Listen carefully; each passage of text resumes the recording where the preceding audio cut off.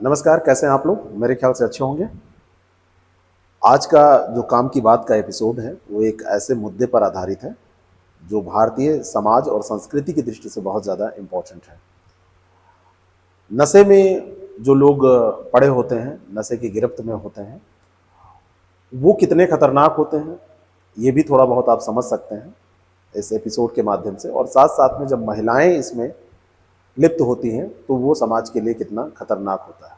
हालांकि आजकल का जो समाज है उसमें पुरुष और महिला में कोई अंतर नहीं समझा जाता है और ये माना जाता है जो काम पुरुष कर सकते हैं वो महिलाएं भी कर सकती हैं, तो नशा भी क्यों ना करें। लेकिन आपको पता होना चाहिए कि जैविक रूप से जो पुरुष है वो किसी बच्चे को जन्म नहीं दे सकता। इसके लिए एक महिला की ही ज़रूरत पड़ती है और अगर महिला बच्चे को जन्म देती है तो महिला का पेट में बच्चे को रखना, बच्चे पे सबसे ज़्यादा प्रभाव डालना और बच्चे के संस्कार में शामिल होना, ये सब कुछ आप समझ सकते हैं। सबसे ज़्यादा प्रभावित बच्चा होता है तो अपनी माँ से होता है। तो एक रिपोर्ट आई, उस रिपोर्ट में कहा गया कि महिलाओं में शराब के सेवन का जो अभी लत है वो निरंतर बढ़ रहा है और इस लत में समान तौर पर लोगों के आगे बढ़ने की चाह के कारण भी वृद्धि हो रही है कि अगर हम हर क्षेत्र में आगे हैं तो इसमें क्यों ना हो। लेकिन और बहुत सारे कारण हैं और जो ये लत बढ़ रही है तो इसके क्या दुष्परिणाम हो सकते हैं, क्या दुष्प्रभाव हो सकते हैं, इसको समझना जरूरी है। तो क्या कारण है इसके पीछे और क्या रिपोर्ट कह रही है, इसको हम समझने की कोशिश करेंगे। शराब सेवन में लैंगिक अंतर धीरे धीरे कम हो रहा है क्योंकि मैंने जैसे आपको बताया कि लोगों का ये मानना है कि अगर हम कमा रहे हैं तो हम खर्च भी अपने मुताबिक कर सकते हैं। तो पहले पुरुष वर्ग कमाता था तो पुरुष वर्ग खर्च करता था, वो नशा करता था, जैसे भी वो खर्च करता था। महिलाएं कह रही हैं अगर हम कमा रहे हैं तो हम भी करेंगे। पारंपरिक तौर पर पुरुष वर्ग इसको करता आया है, लेकिन अब हम किसी भी क्षेत्र में पीछे नहीं है तो नशे के क्षेत्र में क्यों पीछे रहें। समानता की जब बात आती है, लैंगिक समानता का स्तर बढ़ाने की बात आती है तो कहते हैं कि नशे में भी समानता होनी चाहिए। तो एक तो ये कारण है।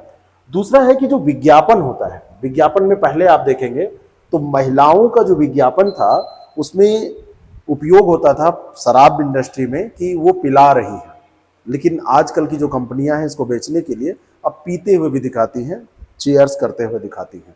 और विज्ञापन बहुत दूरगामी असर डालता है युवा वर्ग में। किसी भी वर्ग में जो विज्ञापन को देखते हैं उनको बड़े साइंटिफिक तरीके से बनाया जाता है तो उसका प्रभाव पड़ता है कि अगर वो महिला पी सकती है तो हम क्यों नहीं पी सकते हैं। और एक दूसरे से देख के लोग सीखते हैं। तो विज्ञापन में जो ये परिवर्तन आया है, शराब को महिलाओं की स्वतंत्रता से जोड़कर देखने की जो बात आई है, तो ये सारी चीजें महिलाओं को शराब पीने की तरफ प्रेरित करती हैं। अब गिलास लिए हुए ये जब औरत दिखेगी, ये महिला दिखेगी तो अन्य महिलाओं के मन में भी आएगा कि हाँ ऐसा हो सकता है, अगर वो पी सकती है तो हम भी पी सकते हैं, इसमें कोई दो राय नहीं। ये प्रभाव पड़ता है, निश्चित तौर पर ये प्रभाव पड़ता है। शराब जो है वो सबको पता है कि ये स्वास्थ्य के लिए बिल्कुल सही नहीं होता है। इससे आपके लीवर अगर आप सेवन करते हैं तो खराब हो जाते हैं, कैंसर जनी होता है, कैंसर हो जाता है, हृदय रोग हो जाता है। और रेगुलर शराब पीने वाले लोग कहीं ना कहीं इन किसी न किसी रोगों से वो पीड़ित रहते हैं। शराब पीकर जब कोई गाड़ी चलाता है तो उससे गाड़ी का एक्सीडेंट होने की संभावना बढ़ जाती है। शराब पी के अगर कोई किसी से बात करता है तो बात करने में लड़ाई झगड़े की संभावना बढ़ जाती है। शराब क्या करती है? शराब व्यक्ति के विवेक को मार देती है। तो व्यक्ति क्या बोल रहा है, क्या कर रहा है, उसको कुछ समझ में नहीं आता है। तो अगर महिलाएं करेंगी तो महिलाओं के साथ भी यही होगा। तो ये वर्ग जो महिला वर्ग है अभी इससे अछूता था। स्वास्थ्यगत समस्याएं ऐसा नहीं है कि महिलाओं को नहीं होती थी, लेकिन कम से कम इन समस्याओं से वो अछूता था।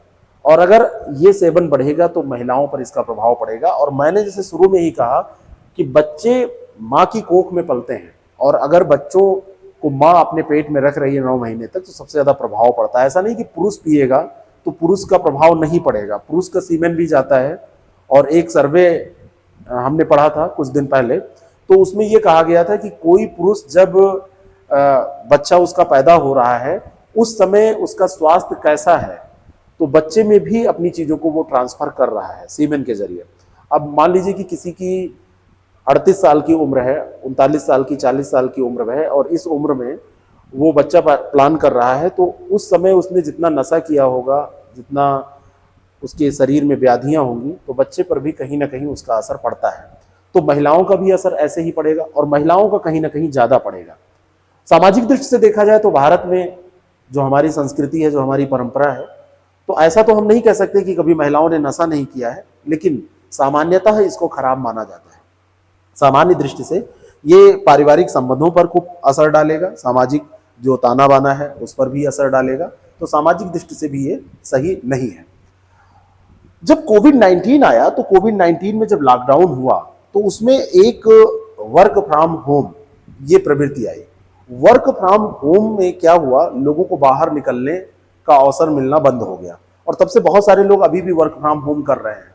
बहुत सारी कंपनियों ने छटनी भी कर दी, बहुत सारे कंपनियों ने स्टाफ कम करके उनको वर्क फ्रॉम होम दे दिया और कम तनख्वाह में भी वो काम करा ले रहे हैं। तो शराब पीने की संभावना इस दौरान माना जाता है, इस रिपोर्ट में कहा गया कि बढ़ गई है। और क्योंकि लोग जब घर पे बैठ के एकांत में बस काम कर रहे हैं तो कहते चलो 2 घूंट लगा लो, और घर में जब पति लगा रहा है तो महिला जो उसकी वाइफ है या महिलाओं के लिए जो घर में उनके साथ में रह रही हैं उनके लिए भी वो अवसर बढ़ गया कि फ्रिज में रखा है तो चलो 2 घूंट लगा लो। ये रिपोर्ट में कहा गया, ये मैं अपनी तरफ से कुछ नहीं कह रहा हूं, ये मत सोचिएगा कि ऐसा मैंने बोला है। तो ये कई बार वर्क फ्रॉम होम के कारण, दूसरा महिलाएं जब वर्क प्लेस पे जाती हैं तो उनको भी तनाव होता है, तो कहते हैं कि 2 घूंट मार गम भूल जा, तो 2 घूंट मारने की जो कोशिश है उनके द्वारा भी की जाती है। सामाजिक अलगाव, अकेलेपन, बोरियत भरी जिंदगी, इनसे निपटने के लिए भी कई बार जो महिलाएं हैं शराब का सेवन करती हैं, क्योंकि पुरुषों के द्वारा ये पहले से स्थापित किया जा चुका है कि इससे टेंशन कम हो जाती है। पुरुषों के द्वारा ये कहा जा चुका है कि अब भाई अगर टेंशन है और आप काम में बिजी हैं और बहुत ज्यादा बोरियत हो रही है, बहुत तनावग्रस्त जिंदगी आपकी है, तो 2 घूंट मार लीजिए। तो इन सब कारणों से ये लत बहुत तेजी से अब बढ़ रही है। दिल्ली में एक सर्वे कराया गया था तो उसमें पिछले 3 सालों में शराब पीने की लत में लगभग 37% की वृद्धि पाई गई। और दिल्ली का शराब घोटाला कौन नहीं जानता है। स्ट्रेस के कारण शराब पीना शुरू किया लगभग 45% लोगों ने, और आसान उपलब्धता के कारण शराब पीना बढ़ा है 34.4% लोगों के बीच में ये चीज मिली है। अब जो सब उपलब्धता की बात हो रही है, इसमें ये कोविड का प्रभाव बहुत ज्यादा रहा है ना। घर में अगर रखी है तो महिलाओं ने भी इसको चेक किया है, चखा है, और बोरियत दूर करने के लिए भी 30% लोगों ने कहा कि चलो शराब पीते हैं। और धीरे धीरे पुरुष के साथ साथ महिलाएं इस क्षेत्र में भी कदम मिला के चलने लगे। सिगरेट भी खूब ज्यादा पीने लगी हैं महिलाएं, ऐसा भी देखने को आप पा जाएंगे, खास करके शहरों में। और मैं आपको बताऊं, अगर आप ग्रामीण क्षेत्रों में जाएंगे तो ग्रामीण क्षेत्रों में महिलाएं नशा ज्यादा करती हैं। शराब पीने की लत आपको ग्रामीण क्षेत्रों में ज्यादा मिलेगी। भारत में शराब सेवन के अगर आंकड़े आप देखेंगे तो लगभग 19% पुरुष हैं जो शराब का सेवन करते हैं, लेकिन महिलाओं की संख्या अभी भी बहुत कम है, 1.3% ही है जो शराब का सेवन करती हैं। लेकिन ग्रामीण क्षेत्र में जो महिलाएं हैं वो शहरी क्षेत्रों से ज्यादा हैं, क्योंकि जो सिटी है, सिटी में केवल 0.6% महिलाएं शराब पीती हैं, लेकिन ग्रामीण क्षेत्रों में 1.6% ये रूरल एरियाज में जो महिलाएं हैं वो शराब पीती हैं। जो पिछड़े समाज हैं वहां की महिलाएं, तथाकथित जो पिछड़े समाज हैं वहां की महिलाएं शराब पीती हैं, क्योंकि वो फिजिकल वर्क करती हैं और वो कहती हैं हमें थकान है तो चलो हस्बैंड के साथ 2 घूंट हम भी मारते हैं। तो ये प्रवृत्ति देखने को मिलती है। राज्यवार अगर हम देखें तो सबसे ज्यादा महिलाएं अरुणाचल प्रदेश में शराब पीती हुई आपको मिलेंगी, लगभग 24% महिलाएं। सिक्किम में 16% महिलाएं शराब पीती हैं। 7.3% महिलाएं असम की शराब पीती हैं। और फिर तेलंगाना की बारी आती है, 6.7% महिलाएं तेलंगाना की भी शराब पीती हैं। तो सबसे ज्यादा अरुणाचल प्रदेश की जो महिलाएं हैं यहाँ पे शराब का सेवन करने वाली महिलाएं हैं। विश्व स्तर पर आप जाएंगे तो जापान में महिलाओं का शराब सेवन जो है वो बहुत तेजी से बढ़ने की प्रवृत्ति पर है। 2011 में केवल 14% महिलाएं जो हैं वो शराब पीती थी, और इतना पीती थी कि स्वास्थ्य में उनको कहीं ना कहीं दिक्कत आती थी, स्वास्थ्यगत समस्याएं आती थी। 2016 में ये परसेंटेज बढ़ा, 15.5% हो गया, और वर्तमान में ये 17.7% है। यानी कि जापान की महिलाएं दारू पीने में, शराब पीने में बहुत आगे हैं। शराब से जो समस्याएं होती हैं, पहले भी मैंने आपको बताया कि लीवर डैमेज हो जाता है, हृदय रोग हो जाता है, कैंसर जैसी समस्याएं हो जाती हैं। लेकिन इसका सबसे ज्यादा जो प्रभाव है महिलाओं के पीने से उनके बच्चों पर पड़ेगा। तो खैर व्यक्तिगत स्वतंत्रता तो है ही है, लेकिन ये जो प्रभाव है इसके दूरगामी असर आपको देखने को मिलेंगे। इसीलिए प्रेगनेंसी के दौरान हर तरीके की टेबलेट्स, हर तरीके की चीज़ों को मना किया जाता है, और नशे को तो खास करके मना किया जाता है, स्मोक भी मना किया जाता है। युवाओं पर जो देखा जाए तो 20 से 39 आयु वर्ग के जो युवा हैं, उनमें सबसे ज्यादा शराब से जो मौतें होती हैं वो यही लोग प्रभावित होते हैं, युवा वर्ग। और जो शराब पी के गाड़ियां चलाते हैं या किसी अन्य दुर्घटना के शिकार होते हैं, तो ये खतरा युवाओं में ही सबसे ज्यादा रहता है, क्योंकि युवाओं में ही ये प्रवृत्ति ज्यादा पाई जाती है, बाहर निकलने की प्रवृत्ति ज्यादा पाई जाती है, और जोश में होश खो देने की प्रवृत्ति पाई जाती है। और कम उम्र में शराब पीने से लत लगने का सबसे ज्यादा खतरा भी रहता है। वे लोग शराब नहीं छोड़ पाते जो लोग कम उम्र में पीना चालू कर देते हैं। जिन्होंने 18-20 की उम्र में चालू कर दिया, वो लोग भी जल्दी छोड़ नहीं पाते हैं। तो ऐसी लत से आप बचिए। आप लोग अगर अपने स्वास्थ्य को अच्छा रखना चाहते हैं तो इससे बचिए। और 15 वर्ष या उससे अधिक आयु का एक औसत भारतीय साल में लगभग 5 लीटर 4.9 लीटर शराब पी जाता है, तो आप उसमें मत शामिल हुई। और 2030 तक अनुमान है कि 6.7 लीटर प्रति व्यक्ति ये हो जाएगा, यानी कि इसमें 1.8 लीटर की बढ़ोतरी देखने को मिल सकती है। एक औसत भारतीय हर दिन 10.7 ग्राम शराब का सेवन करता है। औसत भारतीय अगर हम देखें, सारे लोग नहीं पीते हैं, उसके बावजूद भी ये औसत है। तो आप सोचिए कि जो पीते होंगे, कुछ लोग हैं जो कई कई लीटर शराब पी जाते हैं, है ना।